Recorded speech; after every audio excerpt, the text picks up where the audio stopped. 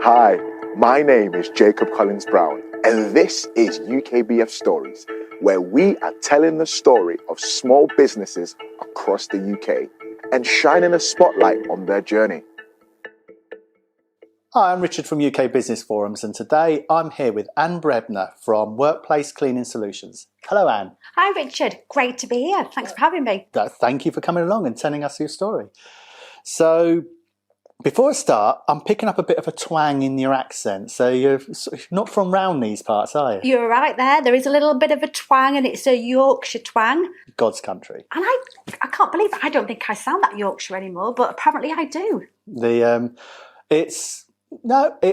God's country. But God's country. So you, even though we're in Northampton here, and you run a local business in this area, you grew up in Yorkshire. I did, yeah.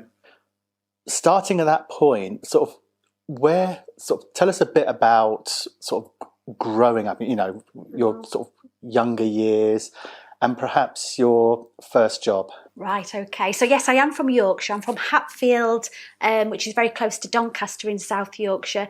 Great place, lovely people, salt of the earth. And for me, I was born into a very small community in a place called Hatfield in Doncaster. And we lived in a very small cul-de-sac, and everybody knew each other. Everybody was your auntie and your uncle, and it was just really familiar, and everybody played outside together. And that was my first networking, really, I suppose, in life. And my dad worked for ICI Fibres in Doncaster, and my mum worked for the Citizens Advice Bureau. Eventually, she was a stay-at-home mum for many of the years, but as we got a bit older, she went out to work. And my dad was very much, bless him, my dad is no longer with us, but my dad was very much of, you always got to go to work, you never have a day sick, ever, and he never did in his whole career. And my mum was very much the same. So it was always about that good, strong work ethic and, treating people with dignity and integrity and supporting people. So that was what I grew up with, and I had a great friendship circle. And my first job was on a milk float. I read that and I had to chuckle to myself because that was one of my first jobs. Yeah. Saturday morning, getting up while it was still dark on the milk float. I don't know about yourself, but I didn't earn much money from it. No. I ended up buying, I'd get paid and I'd give him the money pretty much straight back for a big box of broken biscuits. And that's what I went home with every Saturday. I'm pretty much the same, but my motivation is a bit gross actually, because I used to love sour milk. So for me, I'd get on that milk float at 5 o'clock in the morning. Obviously, there was a thrill of hanging off the back, and there was no health and safety back then. So, hanging off the back, running after the milk cart and then jumping back on, that was the exciting part. But the sour milk, and I say that because I hate milk now, was the actual motivation for doing it. Yeah, it's not good, is it? It's not good. It's not good, but maybe my gut health's really good because of it. Oh dear. The other thing that I picked up about though, with particularly around your mum, is she did a lot of charity supported charity work as well. Yeah, absolutely. Yeah, she was just amazing. And my mum's no longer with me anymore either. So both my parents have gone now, but their legacy continues because I love charity work. I have big involvement with the local charities in Northampton, and my mum specifically used to support the women's refuges in Doncaster. So we'd regularly hop along to the women's refuge and take everybody out to the cinema for the day, and my mum buy everybody sweets. And it was just, at the time, I didn't really understand what that was all about because I was probably about 7 or 8, but I just knew she was going into somewhere very sad, and we'd take these lovely people along to the cinema and they'd come out happy. And that was my memory. But later, obviously, as I got older, I understood what it was all about. But at the time, I didn't know what a women's refuge was. So I love getting involved with local charities, and just done some recent charity work in Northamptonshire, raising funds for the Louise Foundation and Eve and Northampton Rape Crisis. So that's a big part of what I do. Yeah, and you see that from some of the social media that you do as well. Yeah. So would you say, well, you just alluded to that there, that your sort of mum inspired you in Absolutely, that, well, both your parents in the work ethic, but then also with the giving back as well. Yeah. So as you continued sort of growing, you made quite a move. I did make quite a move. My mum always used to say to me, spread your wings, Aran. That's sort of her exact words.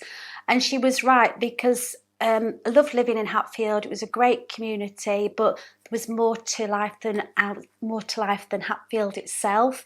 And I thought, right, what am I going to do? And I was either going to be a psychiatric nurse or a police officer.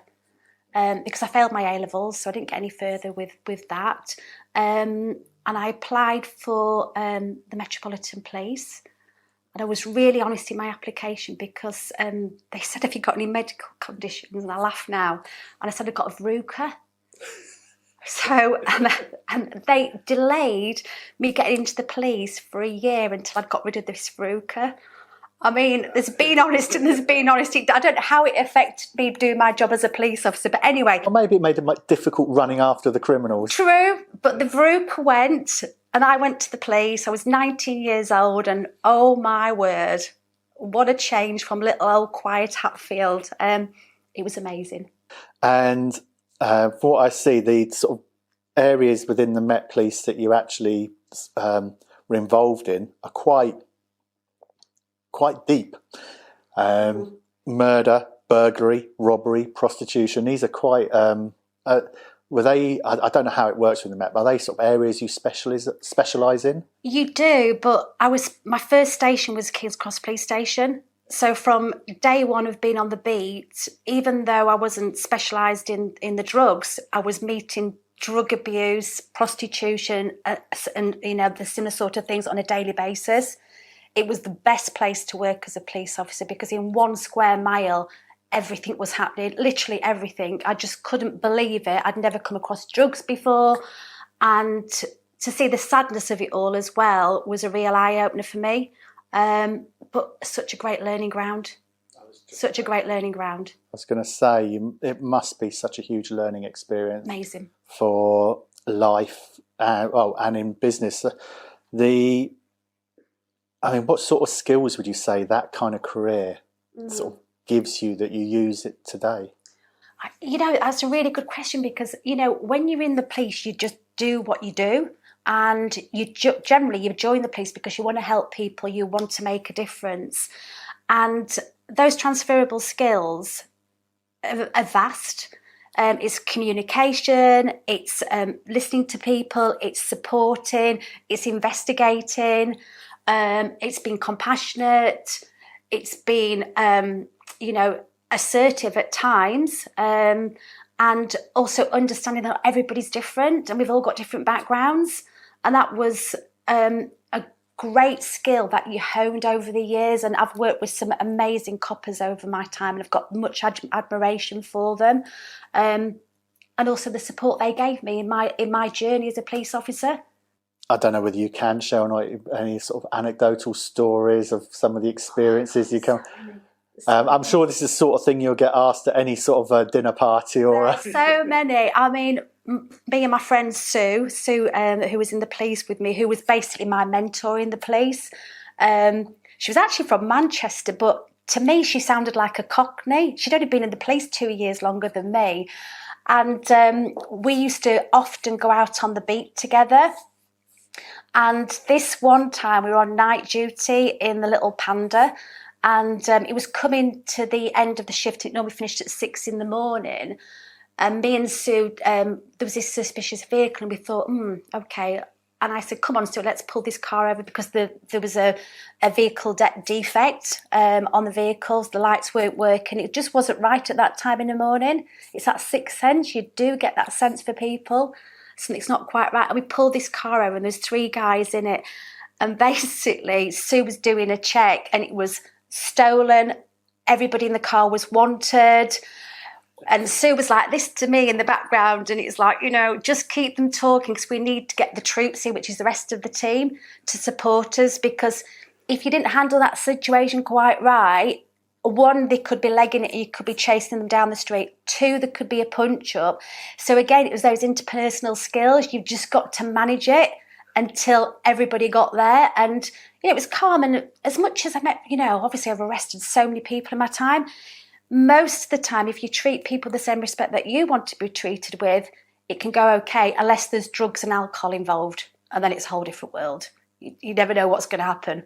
I mean, that does make sense when you're talking about sort of respecting or sort of just treating people. It's hard to imagine when you're thinking about criminality or criminals and sort of treating them respectfully when you're being pulled over, because you're from the outside, you'd imagine they'll just be like straight up, sort of like in defensive mode or sort of just like looking for the run. But it's interesting to hear you say no matter what area you're in, the respect element goes a long way to diffusing a situation. Absolutely, yeah. Yeah. Any others? Oh, yeah. Well, there's plenty, but some I can't talk about on film, obviously. I mean, with anything that you turned up to as a police officer, especially on the beat in uniform, you just never knew what you were turning up to. And one time when I was still a probationer, we got a call. It was a daytime call. So generally in the evening, you can generally think it might be alcohol fueled, pub turning out, etc.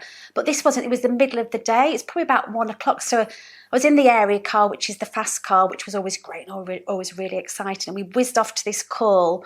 And basically we got there and there was this little old middle-aged lady, but a little old lady.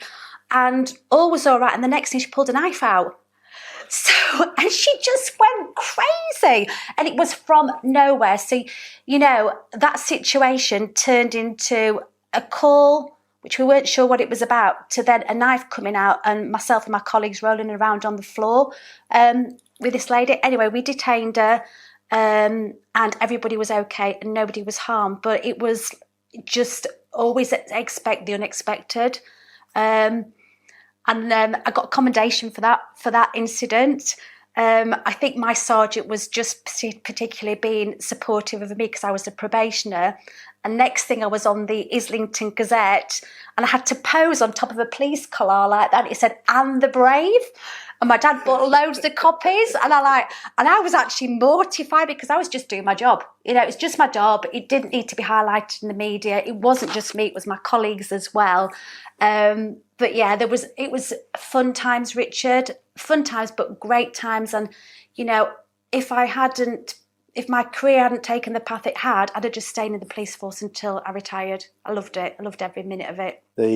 As I'm listening to these two stories, coming from a business perspective, this is a business podcast with UK business, about business, and I am just seeing so many experience points there where you can turn around and dealing with conflicts within business. So I can see how you say you would have stayed within that if you hadn't taken a different path, but they are such transferable skills.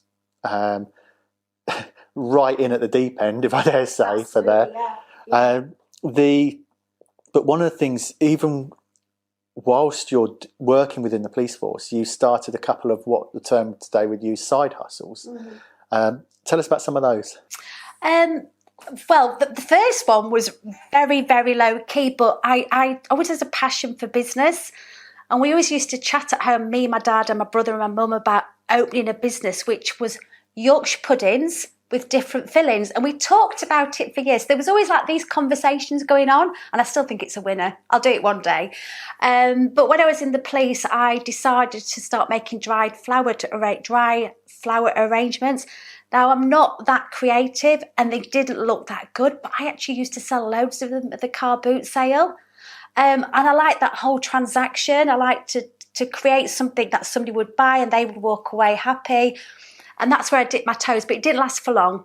So my garage was my studio.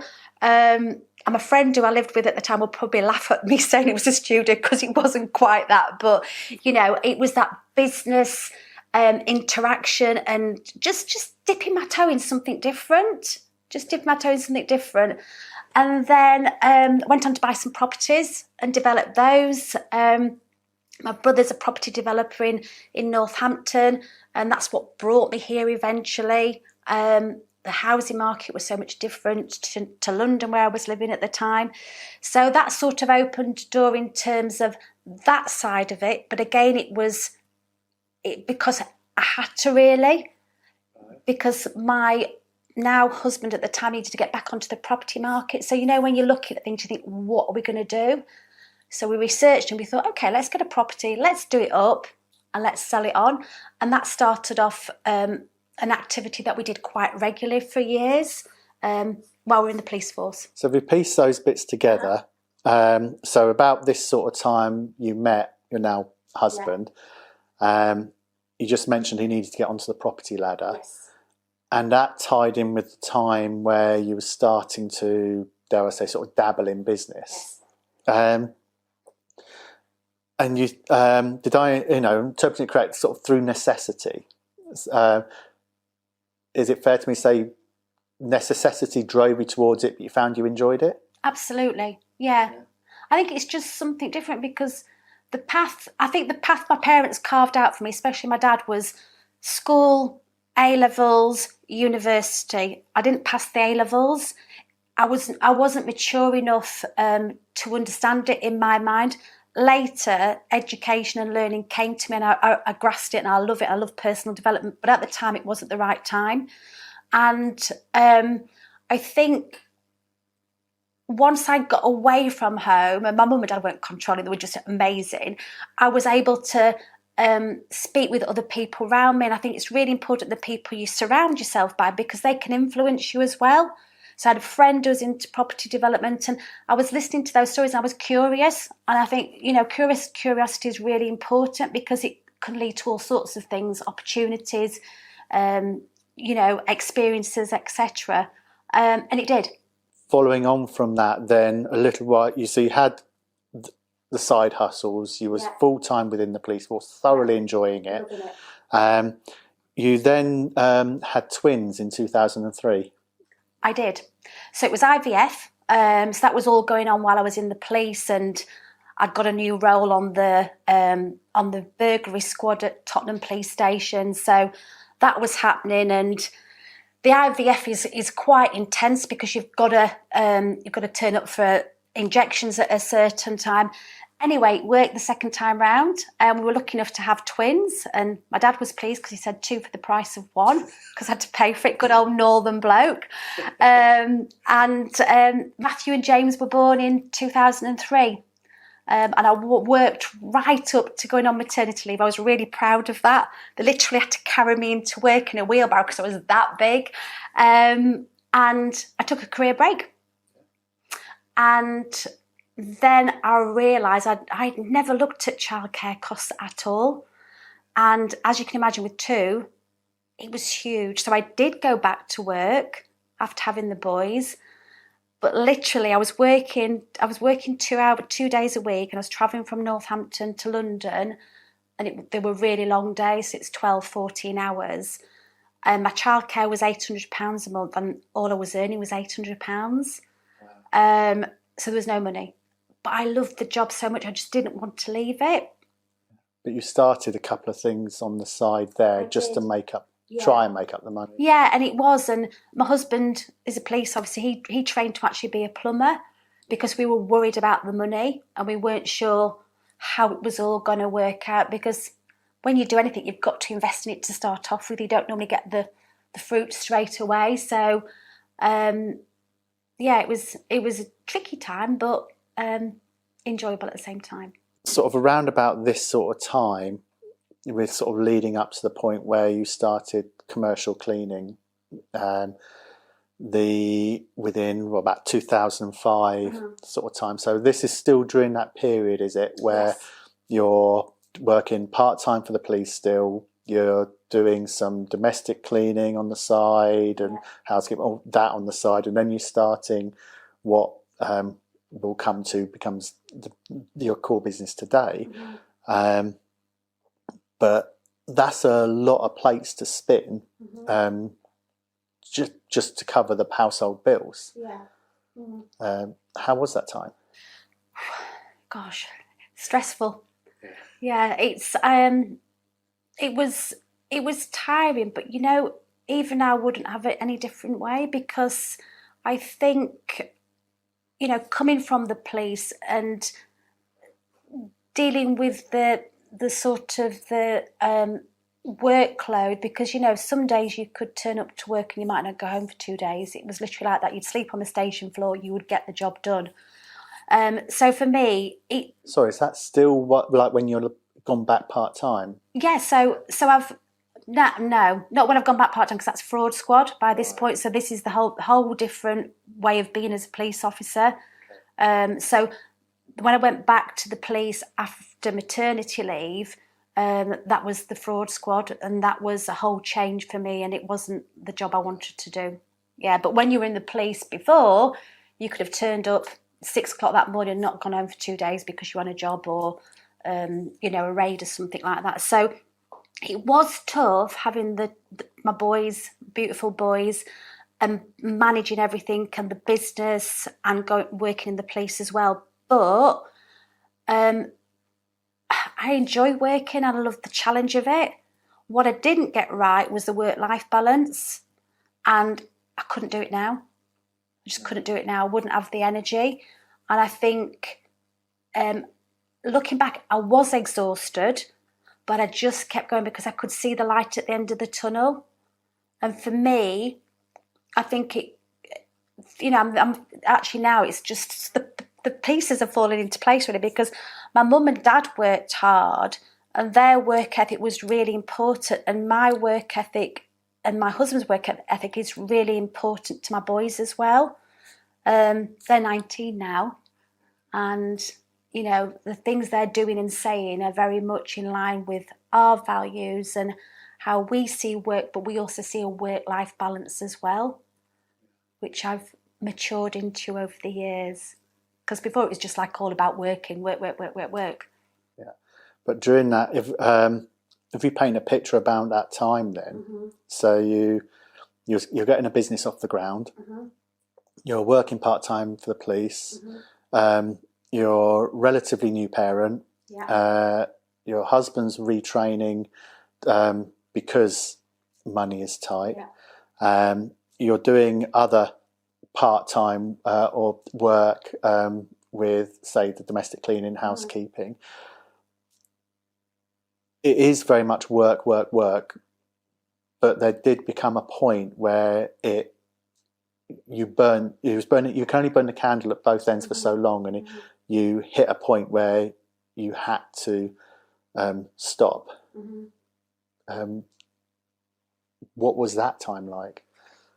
That time was me saying, actually, you can't do everything, and you can't be a jack of all trades and a master of none. I think that's what the saying goes by. And I knew I needed more support with the boys, and I knew that I couldn't continue working in the police as well, and that something had to give.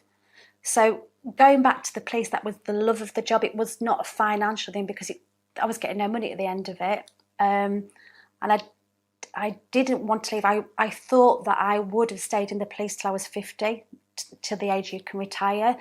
But that wasn't the case because of the children. I just couldn't do it. So I took a 5-year career break. But I'd already started the business in the background when my boys were 6 months old. So this, when you sort of talking about the career break, is this the career break in the police, or career break across the board with your own business as well? Just in the police. Yeah, 5-year career break in the police. And that gave you the capacity not only for work-life balance that you mentioned, but also focus in the business. Yeah, the work-life balance still wasn't. It was okay if I compare it to where I am now. I mean, it's a whole journey. It's about maturing in business, but back then that just gave me the breathing space, because going to London for 2 days a week and spending the whole day, that's 2 days out of your week, and then you've got children, household, family, etc.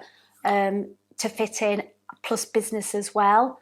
So by giving myself that space, I was home based with my business, which meant that, okay, I did share the meeting table / dining table with my 2 twin boys and lots of food being thrown about, but it gave me time to focus on the business and the business development. So yes, that was a really crucial time in my career, in my business journey. So, whilst I've got you here, are you running your own or have a keen interest in small business? Then UKBF is here for you. Visit ukbf.co.uk and become part of our vibrant community to meet other like-minded business owners and tap into a wealth of expertise and experience to help your business thrive. Now, back to the story. It makes sense as well, just a purely financial business decision. If you're going out of, let's say, your business, your home, for 2 days a week for £800, but that's costing you £800 to do that, it's a hiding to nothing anyway. Exactly.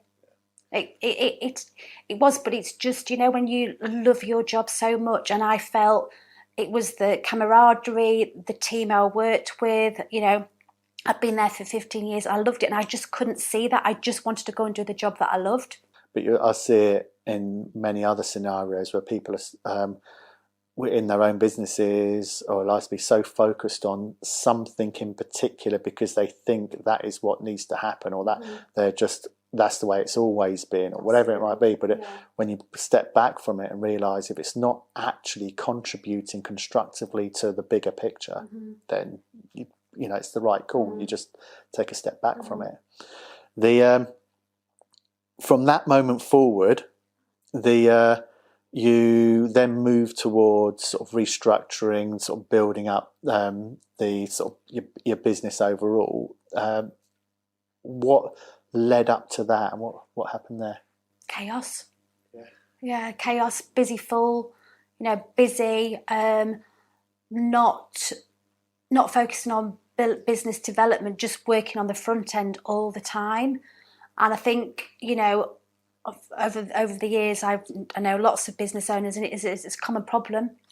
You're just so busy, focused on getting the next job and just the day-to-day activities, and there's so many of them in business. Nobody didn't realise what I was signing up for when I became a business owner. But there's so much that goes on in a business, and there's even more now. I mean, back then when I first started, it was Yellow Pages, which were great. People used to pick up the Yellow Pages, they used to ring you used to get them a cleaner, easy. Now there's so many things to deal with. So I think, in terms of why I restructured the business, I actually set some time aside and I reflected. And probably in my business journey, that was the first time I did that, in about 2016. So it's a long time, but I'm proud I did it, because things literally changed overnight for me and for the people who work for me as well. Yeah. Was there particular triggers that made you think about that? And what, when you say the business changed overnight, can you quantify that? Well, in terms of emotions, the stress that it was causing me. So fundamentally, the business was a strong business, but it tended to always involve me with every aspect of it, even though I had members of staff. So I couldn't let go of the reins at all. And letting go of the reins and trusting the people around. And I always trusted them, but it was just like, I think I just wanted to help too much. And that was a problem. I always wanted to help, but sometimes then you don't help the person who's trying to do the job because you're always getting involved. So stepping back and empowering my team made all the difference. And it was through need again. It got to the point where something had to give. And I went into work one weekend because I was actually fed up with myself, because I thought, come on, this can be different, Anne. I went into work one weekend and I love stereophonics. So I got the stereophonics playing, I got my board out and I started thinking about what I could do differently. and I just scoped it out in a very basic framework of how things could be different. And once I saw it on the big one, I've still got the big board now, and it's great for just sort of visualising and getting things out there, out of here and onto there. And I thought, okay, yeah, I can do that. I can outsource. I can get more support there. I don't need to do that. And that was the start of it. Probably along lines, it was just getting to the point of having no time and seeing the opportunity of time. Yeah, I think the time, as we're speaking now, we're coming out of we're out of the pandemic, but that also, the pandemic itself, the COVID pandemic, was a key changing point for you as well, where you sort of saw another opportunity that you could sort of expand the business into. What was that? So I started my commercial cleaning business in 2005 in Northamptonshire, and during the pandemic, I've mentored and supported other cleaning business in the past, and always been asked more and more about how to set up a commercial cleaning business, and that was before the pandemic as well. So I saw that as an opportunity, and as well, the cleaning that we were doing for customers has reduced right down, apart from the NHS, and having that time and space, along with my amazing business partner Catherine, we wrote an online programme on how to set up a commercial cleaning business, and that was really successful during the pandemic. We supported and mentored many businesses, and we loved what we did because we had the time and space. And with that, so what you're doing, it looks to me like you're effectively writing a guide to help your competition start up in business, which I find interesting. Right up until then, in 2021, then I see what your next step was. So the next step was to franchise the commercial cleaning opportunity. So at the time when we wrote the course, we weren't necessarily going to progress onto the franchise, but the course turned into a pilot for us, a very successful pilot, and then it led us on to the franchise opportunity in 2021. Yeah, so I could see the two coming together then. Franchising is interesting to me because I'd always, if somebody was talking to me about, I'm thinking of buying a franchise, I would always say, well, how much, the franchise is going to cost you this. So what does it give you? Does it give you that sort of return? So I've always challenged the franchise. But then I've spoken to a number of people who have run really successful franchises, and I've learned new things about that. So enlighten me here then. So you've created a guide. You started off creating a guide, an online course during the pandemic that you've seen sort of just open the door to franchising. How why did you ultimately follow that journey to where you are now? What's led your train of thought from creating a commercial cleaning business in 2005 to now running a franchise network? Yeah, I think, sort of the things that we've mentioned during the interview. So in business, since I've been business in Northampton, especially over the last 10 years, I've surrounded myself with a network of motivational, inspirational people, and also other business owners as well. And what was a common thing with what I was hearing from business owners was that there wasn't enough support in the background. They were unsure about business because business is massive, and as much as there's advice out there, you've got to go and find it. And when you're running a business, sometimes it's difficult to get the right sort of business advice, and it depends who it's coming from. So for me, I was really passionate about helping business owners, to support them, to get, to motivate them so they can actually get what they want in life, whatever success means to them. So at the heart of the franchise is training and support. So when you go into something new, like when I started my commercial cleaning business, I was tripping over myself. I just didn't know what to do. I didn't have contracts for years. It was just like, oh, I need that. Okay, I'll go and get it. So it was like a learning curve. So for us with the franchise, what's really important is that support and the training and the mentoring. So I'm the mentor for the franchise. I support the franchisees, and it makes that journey so much easier. So yes, it is all about earning money at the end of the day, but it comes back to that work-life balance as well. So whereas I was a chaotic business owner working ridiculous hours in the police, etc., it's about giving people that time back. So what our ethos is, it's about a work-life balance and giving people the right tools and support so they can be confident in their own ability and successful in their own ability going forward. The key things that I picked out as you was just talking there that we see within UK business forums all the time is the challenges of actually starting up and running a business. There are so many different aspects, and we see it so often where people they start off a business because they want to do a thing, whatever that thing is. So they start doing it, and then before they know it, they've then got cash flow. They've got to deal with tax. They've then got to think, hang on a minute, I've built this thing, I've created this thing, now nobody's buying it. I've got to do the marketing.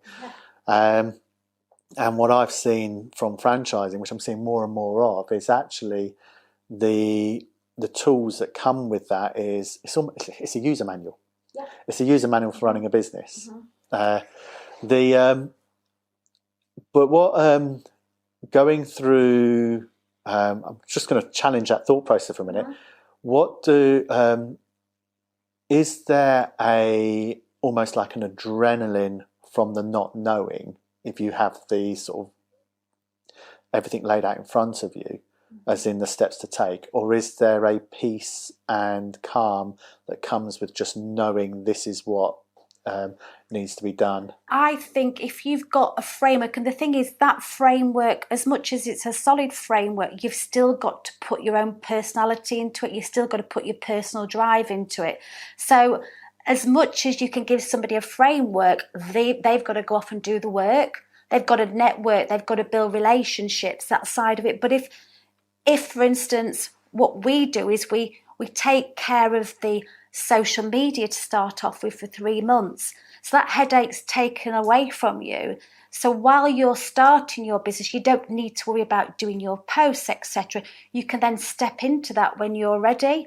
So it's like somebody holding your hand tight at the start, and then gradually you just let them go, and off they go, and they just give you a wave and say, thanks very much, Anne, I'm happy now, I can run my own business. And that's what it's all about. And with anybody, so if there's somebody sort of going through this journey and starting this business, what are the sort of key things that you'd recommend, or business advice you'd give to somebody who's one of your franchisees? So like 3 key pieces of advice they need to be mindful of, that you can show them the social media, for example, you can help them with that, or some guides on, this, do make sure your invoicing is up to date, or whatever it might be. But actually it's still a business. It actually is their business they need to grow. Coming from that direction, what sort of advice would you give somebody? Well, for me, it's all about relationship building.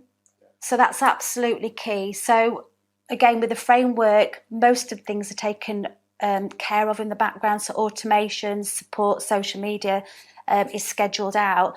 But in terms of, it's a bit like dating, right? If you want to find a new partner, okay, you can sit indoors and go onto the digital platforms, but you've got to go out and meet somebody at some point. So for me, it's all about relationships, and that's how my business has grown. So networking is key, interaction is key, and supporting other businesses. It's not one-way traffic. It's about helping other people and it comes back to you. And that, for me, that's the number one advice I give out to franchisees and other businesses, and it's the advice that was given to me at the start as well. So a lot of people, particularly in today's digital way of interacting, as you said, you can stay inside, you can do your digital networking, let's say. The thought of face-to-face networking might fill some people with fear. Any tips or advice as to how to overcome that, or how to sort of get through your first networking event? I was absolutely terrified of networking to start off with. I just didn't want to do it for years, and I was persuaded to go. And I think what we've all got to realise, that there's a first time for everything for everybody. And going to a networking event, it can only improve the more you do it. It's a bit like, learning to walk. The first few steps, you'll stumble, you'll fall down. Then you take another step and you feel a bit more confident. Then you go again to the networking, you feel a bit more confident. And everybody's been in that same boat as well. So as much as you look around the room and you think, oh God, they're really confident, they're inside there a bit nervous as well. And I think I used to run a networking group in Northampton, and the reason I did it, I went from literally not networking to being a network leader, because I wanted to help people who were nervous like I was back then. So with that group, we made sure there was a warm welcome, that they were supported, that somebody was there with them for that first time. And that's all it needed. Really simple, but just support those people coming in, because they were like you once upon a time. Yeah. Made all the difference. I'd probably also throw my own bit in there. You don't walk in and just throw your business cards at people. Never do that. Never do that. If you do that, you're like, oh my God, no. Have a quiet word with the people. But, it's about, and the thing is, don't expect to turn up and it's just you're getting business like that. It's about relationship building. Number one thing, everything else can be done by somebody else, but that relationship building is really, really important to a business. And I think we'll probably wind back to the perception of networking is it's like a business go round, like give a talk or exchange your business cards is like the norm type of thing, where actually we've all been networking since school. Exactly. It's just building up contacts, getting to know people, finding out a bit about them, and then gradually as you get to know these people, know more about their business, subconsciously you start hearing somebody saying something like, oh, we need to get this place cleaned up. It's that kind of sort of build up from there. You've gone through sort of really interesting career in the police into sort of trying to sort of balance the books in the house and starting a business and sort of going into that journey to now building your business up into a franchise. I suppose, why do you do it? I love business. I found it really interesting, but it's all the elements to it. And I think if I wasn't having into personal contact or communications or dealing with people, I wouldn't be involved in it at all. For me, that's the number one thing. I love people. I love to hear their stories, their journey. And for me, I get a buzz about supporting people. I get a buzz from showing them there's a different way to work in. I wish I'd done it a lot sooner. I didn't. But hey ho, that's life, We learn these things along the way. And I think the other reason why I do it is because when you're a police officer, you work really, really hard. And sadly, I've lost a few colleagues before they even got to 50 because of, their health and the stress that the work took on them. And for me now, I'm really passionate about showing people how there's a good work-life balance, because you're a long time dead. What I've picked out from this conversation is that actually it's not so much about whatever your business does. You're dare I say, your personality trait, the type of person you are, where sort of wanting to help people, the franchising aspect, the destination you're doing there, it's not about actually delivering the product. You could be selling cameras as we look around the room, or chairs that we're sitting on. It feels to me that whatever business you went into, you would eventually found your way into a business, structuring it in such a way that you're not in the product delivery. You're actually going to be guiding people doing whatever it is in that way. So the franchise seems like a natural step for you, which is probably going back to like your experience in your first career in the police force and sort of drifting up from there. Yeah, you're spot on. Yeah, you are spot on. And you know, of all the different jobs I've done, and I've done a whole array, and you know, working behind a bar, I mean, I always loved every job I did. You know, I went into it, worked really hard, and I loved the human aspect of it. So yeah, you're spot on, Richard. And I suppose the last question really is, when you think about the steps you've taken to at the point where you sort of, I'd say you transitioned from having a career in working for somebody else, albeit the police, to running your own business. At what point did you become an entrepreneur? I think I was an entrepreneur way back. When we used to sit around the table and we used to chat about things as a family and come up with ideas.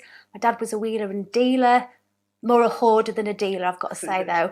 And you know, it was all that going to the auctions and seeing that side of it. So I think it was way back actually. I think it was always in me. Yeah. The police side of it gave me the tools. The transferable tools which you'd never see or you never think about when you're in the police, but that journey, if it's like a jigsaw, I think, okay, that was then there. We had that enthusiasm for business back at home. Then I went to the police, and then the necessity became really important because there was no money, and the twins were born. And that's when, because I had so much energy and enthusiasm for it, and I needed to do it because of the money, but I loved it, and I still love it today. It's just great. Okay, so would you feel that within entrepreneurs, that it's always there within them, it just needs that trigger? I personally do think that's the case. Yeah, I do. So it's interesting to me. That's my belief. Yeah. It's interesting. I do. Yeah, I've never really thought about it before, but I absolutely agree. Okay. And you just mentioned life's too short. What would you like to be remembered for? I'd love to be remembered for being fun, supporting people, and being somebody that somebody can rely on, and knowing that I've always got their back. That's what I'd like to be remembered for. Fantastic. Thank you very much, Anne. It's been lovely speaking to you. Thank you so much. Really enjoyed it. Thank you for listening. Remember to like, share, and subscribe to help spread the stories of small businesses across the UK. Have you got a story to share? Reach out to us on ukbf.co.uk. And you never know, you could be the next UKBF story.